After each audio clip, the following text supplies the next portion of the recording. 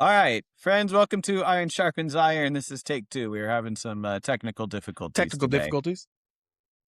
However, we are very excited because next week we have a very special guest joining us. He's one of my absolute favorite leaders that I've ever had the privilege of working with, and that is Chris Gira. So Chris is a colleague of Steve Myers and I from way back when. And I think the last time I was working with Chris, I was just talking with him about this, but it's been about 13 years since he and I Wow. were officially colleagues. And we've kept in touch over the years. And I think that as much as anything is a tribute to the type of leader that he is and the type of person that he is, and that we've stayed in touch. But to kick us off today, well, what I will say is we're going to do this episode kind of as a lead into the conversation with Chris, because what we want to talk to Chris about is something extremely important when it comes to leadership. And that is the topic of developing people and being a leader for the people that you lead.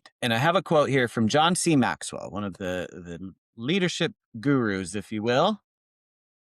And he says, the growth and development of people is the highest calling of leadership. Not a flashy quote, very direct to the point. He But I said love that? that. It's John C. Maxwell. Oh, okay. I thought you said your boy said that. I was like, oh man, that's deep. We have this guy coming in. He's dropping some Confucius level deepness on developing people. Well, he will be doing that, I'm sure, as well. Simon Sinek, and here's the other one I want to start us off with today, Solo, is from Simon Sinek, one of our favorites. Leadership is not about being in charge. It is about taking care of those in your charge. I'll let that That's just so kind good. of marinate there for a little bit.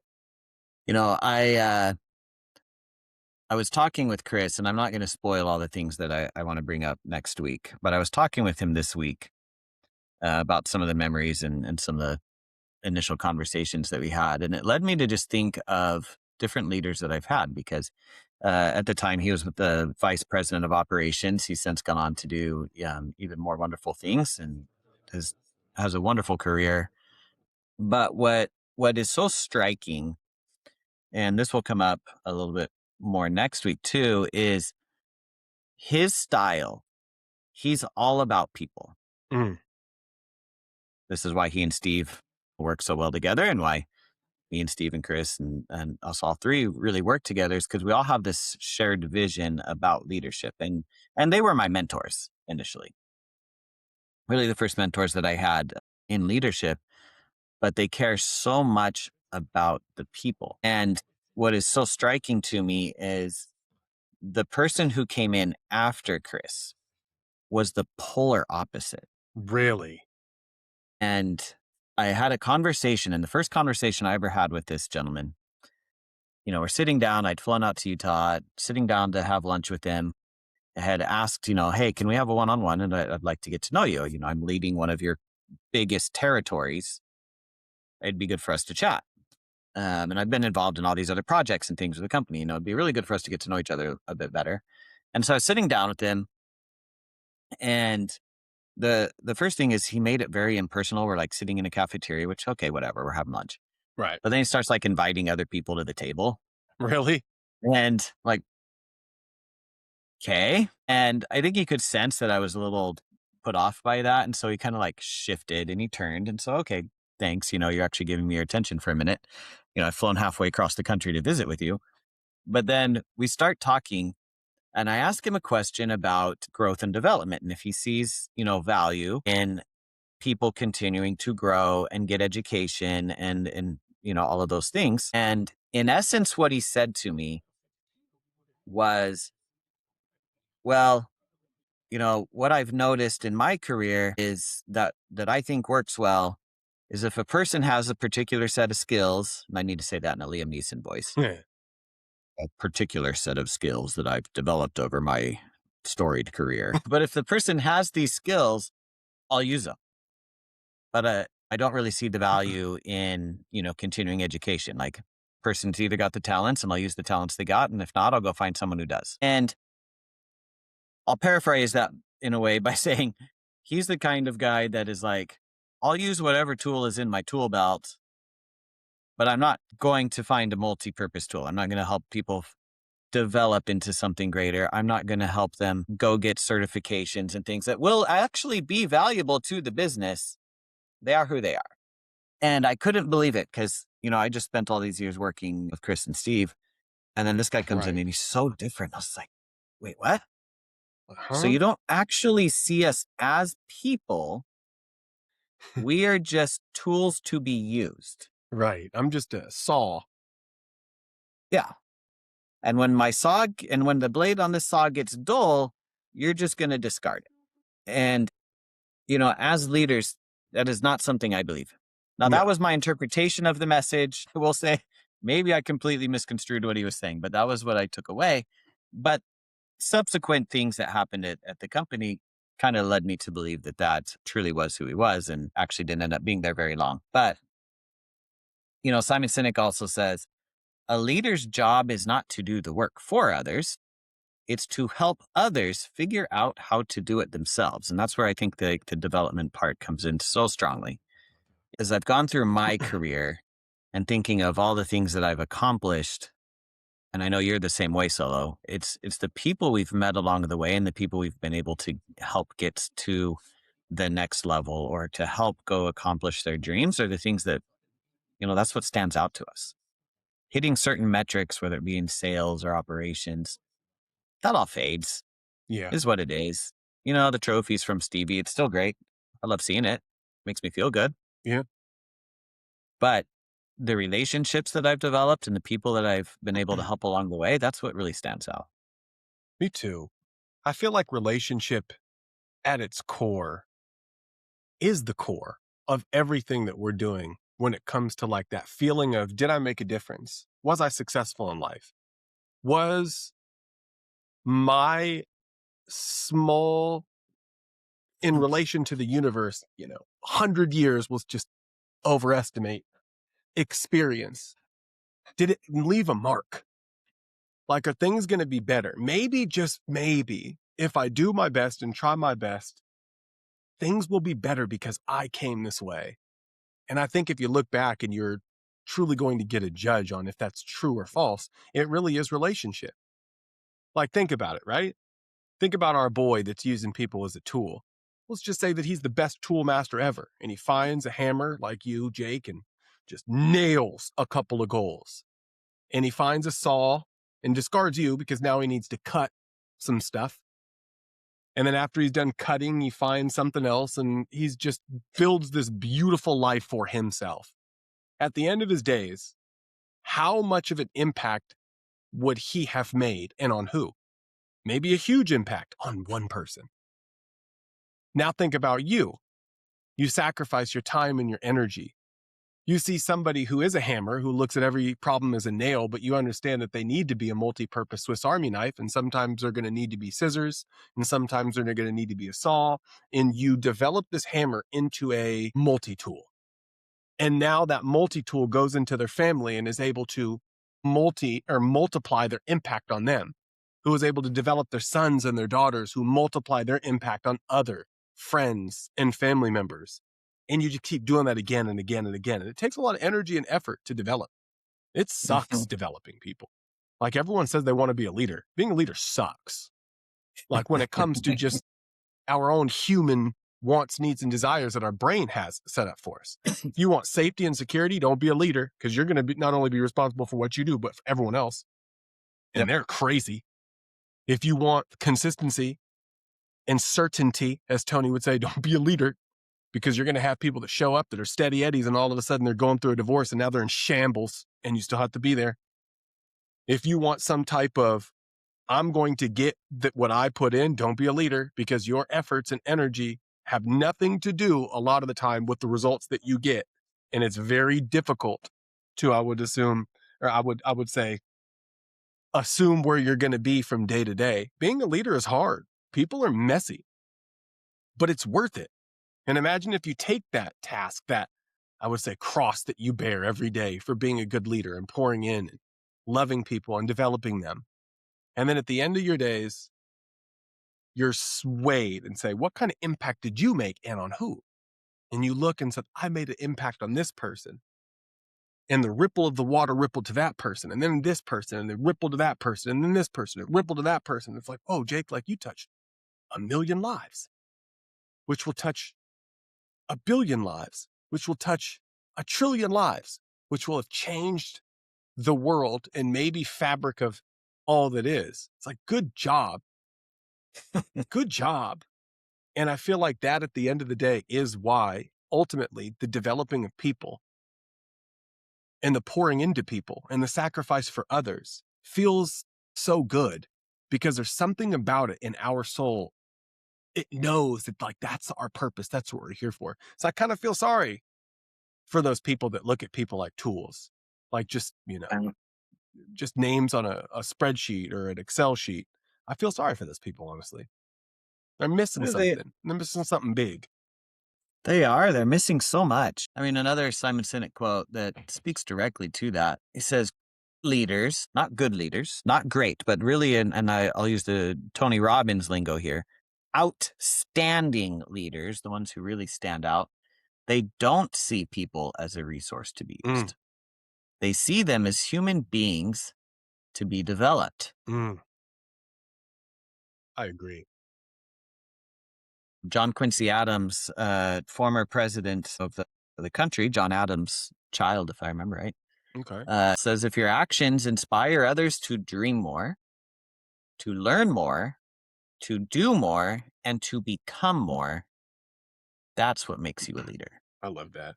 In my opinion, I agree with that. But if I had to like give a definition of what I think, I've always said this, and I truly believe it. Even after all these years in leadership, I believe it.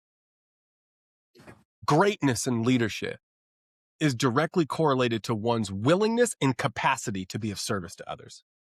And it's both. Like, I have found the willingness part, believe it or not, is a dime a dozen. Everyone wants to lead. Everyone wants to be a leader. Oh, like I can't even tell you how many times, I've hired somebody, and then like within 2 weeks, like how do I become a manager? It's like, what? You just How do I get to where you are? Yeah, you ain't even got out of training yet. Your I-9 documentation is still outstanding. You know what I mean? Like, you're going to get that passport in, bro, and you already want to take a team and lead. And I feel like everyone has this willingness too, but it's like a ignorant willingness. I want to lead because somehow I feel like that position of prestige and leadership is better than where I am right now as a producer. And in a lot of the ways, it could be, but in a lot of the ways, like we just discussed, it's just so much harder. I also think that there's another subset of people that really do have the right heart for it, like that willingness, because they want to serve, they want to help, they want to develop, they care, they want people to be better. They really do. They want to be of service. They really do. And I love that. But on the other side of it is that capacity. You have to be good to develop others. You know how many times someone's tried to give me relationship advice? Like, bro, you've been divorced 3 times. Like, what do you mean? Like, you're giving me relationship advice, You need to invest in this crypto. It's like, bro, you're broke. I just lent you $250 2 weeks ago. You're over here giving me advice, trying to develop me. And you don't even have the capacity yourself to be great. That person who says, I want to lead when they're 2 weeks in training. It's like, well, what would you teach somebody? How would you make somebody into a saw who's a hammer? How would you develop a hammer into a Swiss Army knife? How would you make this person better, faster, stronger? How would you create the type of environment where people would want to go to work and thrive at work and grow in their own personal relationships with their fellow employees or even their personal relationships? How would you do that 2 weeks in, not even knowing the process? People forget. It's 2 sides of the same coin. It's the willingness and capacity. And I've found that a lot of people have one or the other. A lot of people have the heart to serve. They want to serve. Either, with good intentions and the right intentions because they truly want to see people better, or those bad intentions. They just want to get out of where they're at. They just want to they think it's great, but they have that willingness. Some people have the capacity. Some people are fantastic, like truly fantastic. If they wanted to pour, if they tried to develop, like if Bill Gates, Warren Buffett decided one day, you know what, I'm going to develop my man Jake and Solo into a billionaire. They could do it. They got the capacity to do it. The problem is most people with those super high capacities don't got time for that. I don't got time to reach my hand into what I would perceive as the muck and drag Mhm. somebody up. You know how hard that is? Like, are you kidding me? I got my own things going on. And I found that that's really common with people that have very high capacity. But sometimes you get this beautiful mix of both. Someone who has the willingness to serve and is doing it for the right reasons, understands that it's a sacrifice to develop others. It's going to take their time, energy, and effort to develop others. But they want to because they love it. It's like you, Jake. But they also have the capacity. They have the brain. They have the experience. They have the breadth of knowledge to truly develop somebody from 0 to hero, or from 50% to 100%, or from 100% to 150. They have that Yep. capacity. They have the heart and the head. And I think those folks have the ability to be great if they don't quit and give up, because this leadership journey in developing people is frustrating, and it's Can long, be. and it's arduous. It can be, but so rewarding. It And is. that's the message I want to get. I want to get across today is you said that very well. You have to know what great leadership looks like yourself, and you need to be exemplifying it to the best of your ability so that you can actually come off as authentic. Mm-hmm. Because if you can read a lot of really good things, but if you don't put any of them into practice, you're probably not the right person to be developing somebody else. Yeah. But it's interesting you talk about how many people come and ask about this, because I've had the same thing. I've experienced this a lot, where I'll have our individual contributors at the company. They come in and they say, Jake, like, hey man, I want to get into management. Awesome. I always give them the exact same piece of homework. What do you say? I'll say, okay, there's a book by Dale Carnegie called How to Win Friends and Influence People. Go read it. Well, go purchase it and start reading it. And when you get, about a third of the way through, hit me up. We'll talk about what you're learning and how you can apply this. And then we'll continue to have conversations. But I'm leaving it up to you to set those appointments. You know how many actually do it? Nobody. Like 1 out of 20. Yeah. Yeah. And it's such a simple assignment. And yeah, the book is kind of old. The stories in it are a little bit dated. The principles are It's invaluable. fantastic. I took a Yeah, Dale Carnegie course. I went to How to Win Friends and Influence People. I actually went to the course. yeah. I still remember it. It was fantastic. I teach my son every day. What's their name? Oh, I don't know, Daddy. You got to get their name, son. It's the sweetest Mhm. sound in anybody's opinion. It's powerful. You got to use people's names. Like the stuff in Carnegie, that stuff is Yeah. powerful. Powerful. I'm going to do a small tangent because you mentioned names. So after I read this book, and I used it as a leadership development course with my direct reports in prior life. And well, I did it here at current company too, but we had a individual from Russia who was a Mm-hmm. technician on my team, and he had everybody call him Jay. And that's how he introduced himself, because nobody could pronounce his name right. Well, I made it a point and I said, Jay, I know that's not your actual name. Teach me. How do you say it? And he said, it's Yevgeny Ismailov. And I stuttered over it a few times. I said, he's like, but you don't have to do that. Like, I know it's hard for Americans. It's fine. I said, no, I want to do this.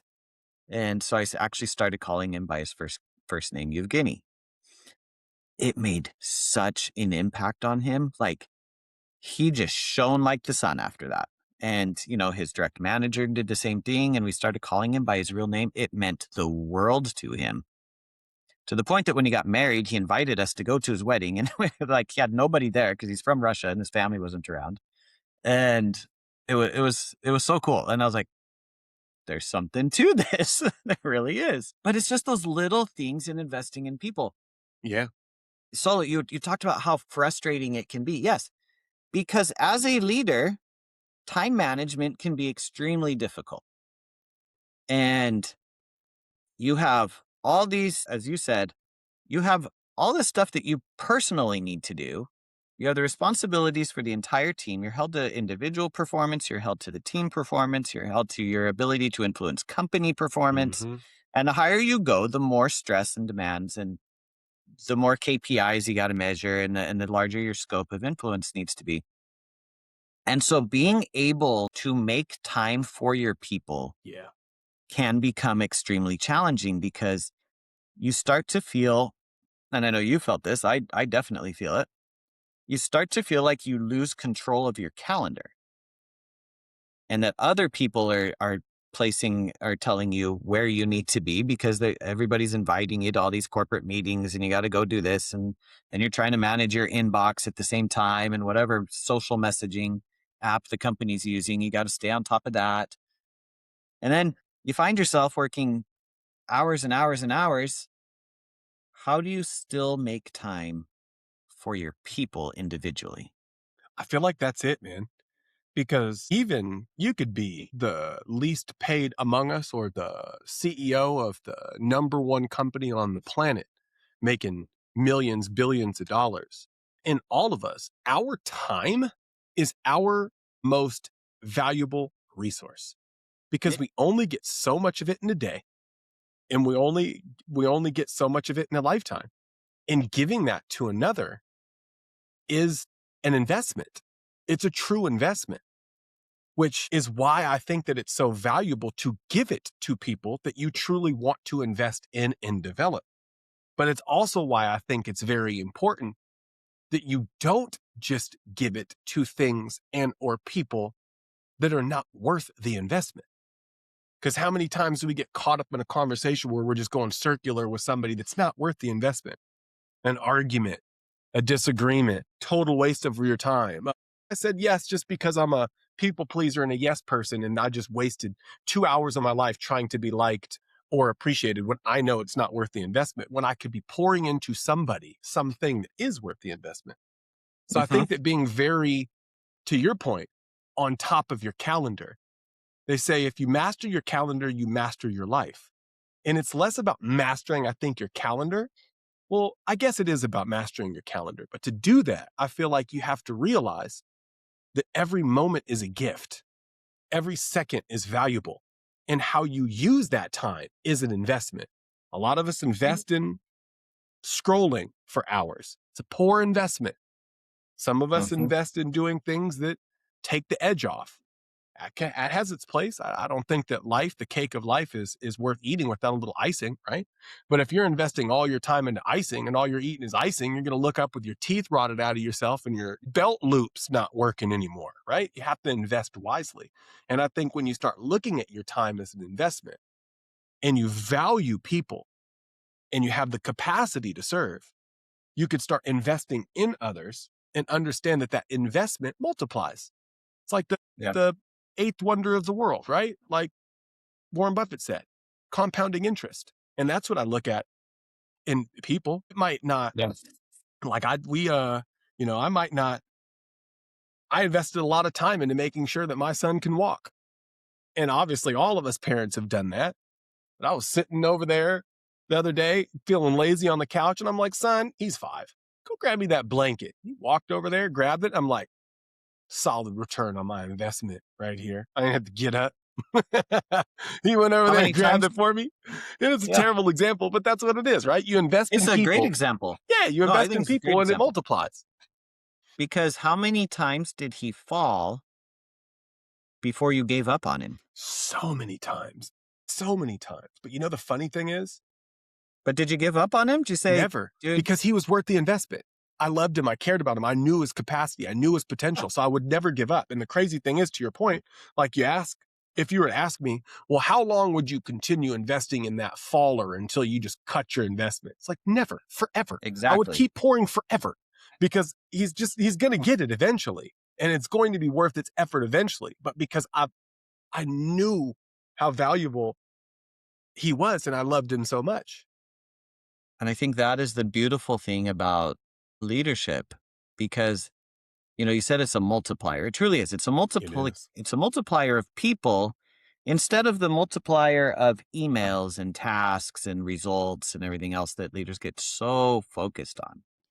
But we would never give up on our child learning to walk. Never. And Tony uses this example too. And that's why, like, I just heard him say this. And that's why it came to mind. I love that you used that example because it's perfect. It is a perfect example. But you also said something that I think you have, as leaders, we have to um, we have to align it with, because you never give up on teaching a child to walk. They're Nope. eventually going to get it, and they're going to Yep. fall Yep. hundreds of times, and that's Mhm. okay. They will eventually get it, and then they'll be off and running. But you also said, where are you going to get an ROI because your time is precious? I heard once that leaders spend 70 to 80% of their time trying to develop the bottom 20% of Yeah. performers on their team. Yeah. And the problem is that those bottom 20%, a lot of them are just in the wrong job, They or are. they And don't there's have the willingness, right? There are the yeah. can't do's, but so many of them, it's the won't do. Dude, that's But if so you good. take that and you flip it and you spend 70 to 80% of your time with the top 80%, right? You work with those in the middle to get them to the top, and you work with those in the top to get them to replicate their results and to coach and mentor others and to get even better themselves. Then it's that multiplier again. We're using math a lot in this episode, but That's you good start to though. get exponential results on the investment of your time. Now, for those bottom 20% that you see they are actually truly trying and they're just falling like your son, well, you go pick them up Yeah. and you help them again. Yeah. And for those who just lay down and quit, Get them out of the boat. They're don't not waste your worth your time. investment. They're not worth your investment. We'll give a foreshadowing of a Chris Gira nugget of wisdom here because he told me this. You give them the opportunity to be more successful somewhere else I love it. That's because they're solid. just in the wrong spot. I think that 80% of your time on the top is such a rare thing, especially in organizations, because there's so much focus and fear around your own perception if there's people failing on your squad. So you want to stop people from failing. When if we're honest with ourselves, there's always going to be people at the bottom.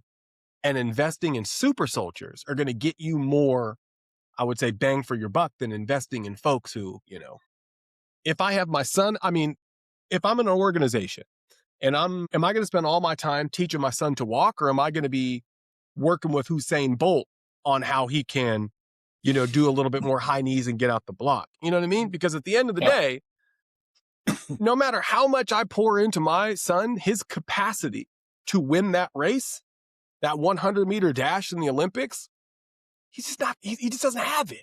Not yet anyway. He will one day. And he'll be the best and fastest person ever. But you have to understand that development takes time. Development takes a lot of time, a lot of energy, and a lot of effort. And if you're having a specific goal with a specific milestone timeline, you have to invest in those folks that you know can hit that goal in that timeline, which would open up another timeline to continue developing the folks that maybe can come in the second round and then the third round. Because sooner or later, the development that you develop, my boss, brilliant guy, shout out Zach.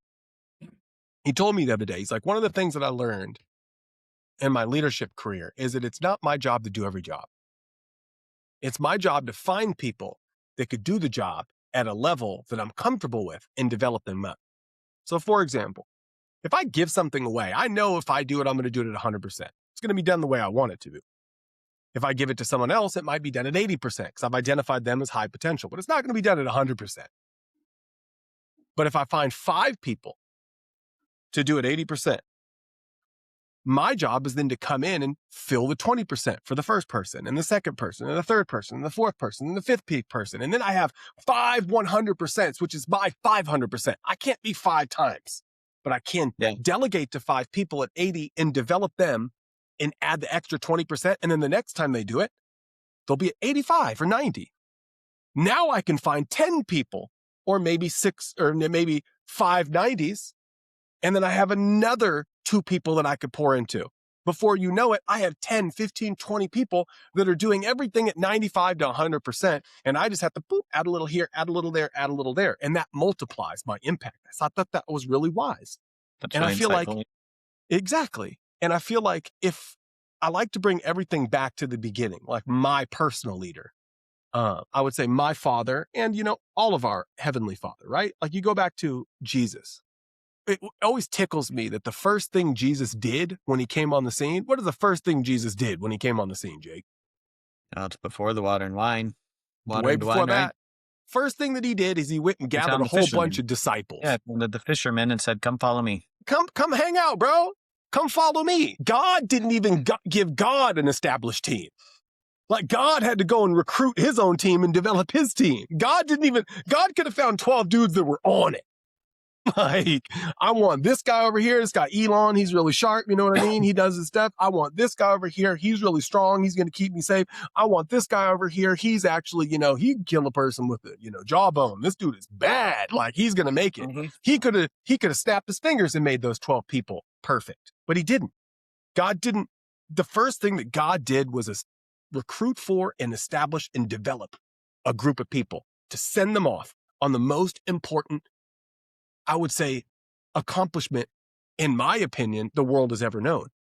And then when it was ready to go and do that thing, spread this message to the ends of the earth, he didn't even do it. He said, "You guys got it," and bounced. So it's like, our goal isn't to do the thing. Our goal isn't to accomplish the mission. Our goal isn't to hold the trophy at the end of the race. Our goal is to develop others who do it. And we see it time and time again, and it just warms our heart. You look at like Cars, Lightning McQueen, we had our boy, who was the boy that Lightning was developed by? I think it was I forget it. Yeah, You know what I'm talking about, right? Doc Hudson? Doc Hudson. My man Doc Hudson was the best of the best, but Doc Hudson got more from developing Lightning to win that piston cup than he got winning his own piston cups. He found his purpose. He found his smile again. He found his spark, because there's something about developing that next generation, that next leader into greatness that does something special. So I start at the beginning, and it's like, if God didn't give God his own team, God's not going to give me my own team. So I have to develop people. And if God developed these group of people and then sent them off to do great things, then it's my job to develop people to send them off to do great things, not to do great things myself, because the great thing that God did was take all the crap, take all their sins, die for them, but develop them so they could go and be great, and encourage them and pour into them that they can do it. And then I think about my second leader, my second favorite leader, which is my dad. So when I had my son, I asked my dad, I said, "Dad, what does it take? Like, what book should I read? What school should I put him in? What kind of food should he eat? I want him to be bad. I want him to go to Mars. I want him to build companies. I want him to be great." And he laughed. And he goes, "Son, I got 2 pieces of advice for you." He's like, the first piece of advice is just to love him. Make sure he knows it. Tell him every day. Encourage him. Tell him he's great. Speak victory into his life and just love the boy. Because if you love him and you speak victory into his life, he'll believe you. And he'll know what love is and confidence is and courage is because of you and the words that you speak. And second, no amount of books, no amount of school, no amount of advice will ever be as impactful as what he sees that you do. Lead by example. If you want him to be great, then you be great, son. If you want him to be kind, then you be kind, son. If you want him to be funny, then you be funny. If you want him to treat women right, you treat your wife right. If you want him to do X, Y, or Z, you have to emulate the best X, Y, or Z that you have ever seen or been in your life. You have to sacrifice your weakness, dark shadow self to be great for him and his benefit. So love him and lead by example. And I try to embody those 3 things. If God didn't give God a team, he ain't going to give me one, so I got to find it. If God's real true work was to sacrifice for his team and develop them and then send them out to do great things, then I want to sacrifice for my team and develop them and send them to do great things. I want to love them like my dad told me to love them and speak victory into their life. And ultimately, I know that I need to lead by example, because what they see, they will emulate. So I got to be my best self so they can be their best self. So those are kind of the pillars that I stand on when it comes to leadership. Those are strong pillars. Very strong pillars. That's beautiful.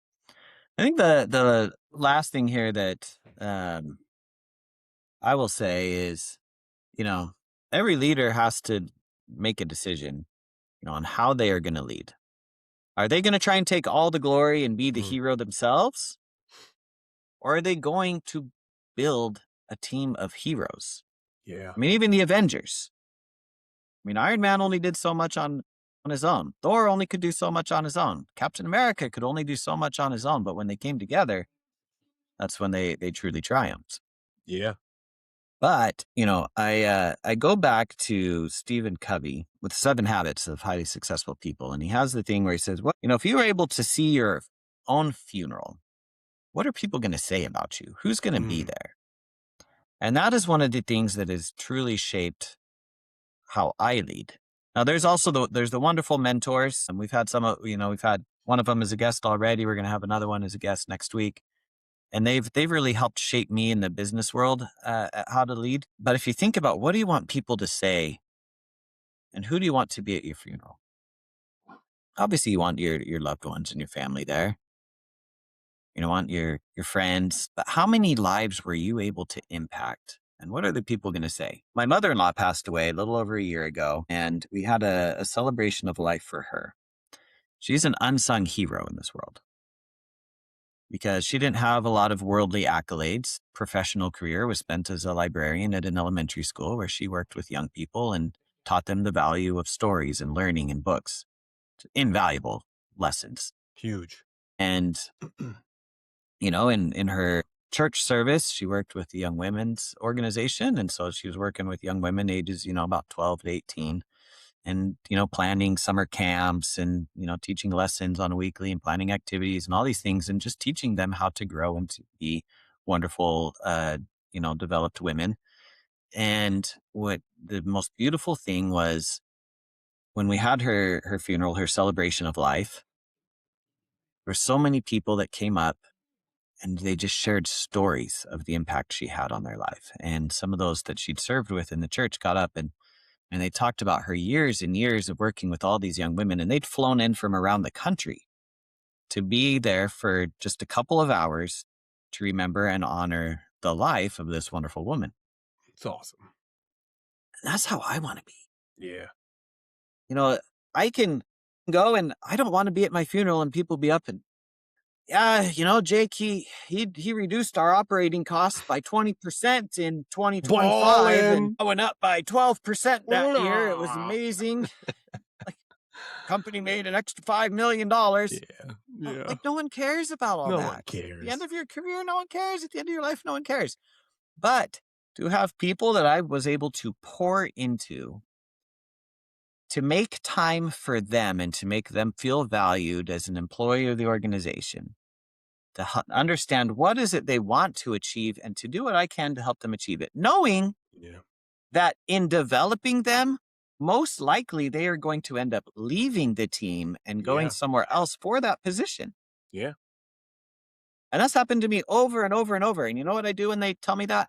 Great job. You know what? This Proud is of the you. most bittersweet day because I love you and I want you here, but I am so excited for what you're going to go achieve. Me too. But And just that, I remember, you're think, dead is, to is me. what it's all about. Yeah, and just remember, you're dead to me. Don't ever call me again.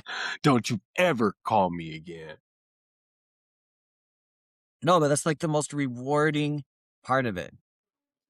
I mean, I told you, Katie is one of the absolute best employees I've ever had. Katie's And awesome. she's out there. She's out there. She got a promotional opportunity and she's doing wonderful things where she's at. Mm-hmm. And if I had held her back, that would have been one of the most selfish things I possibly could have done as a human being, Yeah. to Because not let her just blossom into that butterfly and spread her wings and just soar away. because it's not your job to do the thing. It's not your job to treat folks like the tools that you're, I'm sure, well intentioned but misinformed, missing something. C-suite leader treated people like as tools. People aren't tools. People are people. And 100% of the folks that you will ever lead are going to be people. And those people have wants, needs, and desires. They have big dreams in their heart. And you're placed in their path for a reason. And you could either use them to accomplish what you think that you want, or you can sacrifice whatever it takes to pour into them so they can become the type of people that are actually able to accomplish those big dreams in their heart. And we need you to do that. The world Mm. needs people to pour into Elons. The world needs people to pour into Mother Teresa's. The world needs people to pour into these great people that have done these great things, because we need to continue to push this humanity thing forward. And people are the ones that do that. And thank God for the person and the people that developed all of those great people that did those great things. Martin Luther King had a dream, but before Martin Luther King had a dream, there was a mother and a father and a support structure that poured into him. And before that they had the ability to pour into him, there was a support structure and someone who poured into them and them and them and them. And how far back could the ripple in the pond go? But thank God for that first person who chose to pour as opposed to use, because we wouldn't have a Martin Luther King that had a dream. So here's to the pourers. Here's to the developers. Here's to the people that have the late nights and the going out of their ways and sacrificing the most valuable resource they have, which is their time, energy, and effort to pour into others, not for themselves, but just for that other. Because y'all are really the reason why the world is where it's at. And I have faith that the world is going to continue to get better. Absolutely. Well said. Friends, hope this gave you something to think on. It's a great lead into our conversation next week with Mr. Chris Gira. So I'm excited. thanks for listening. We'll catch you next time.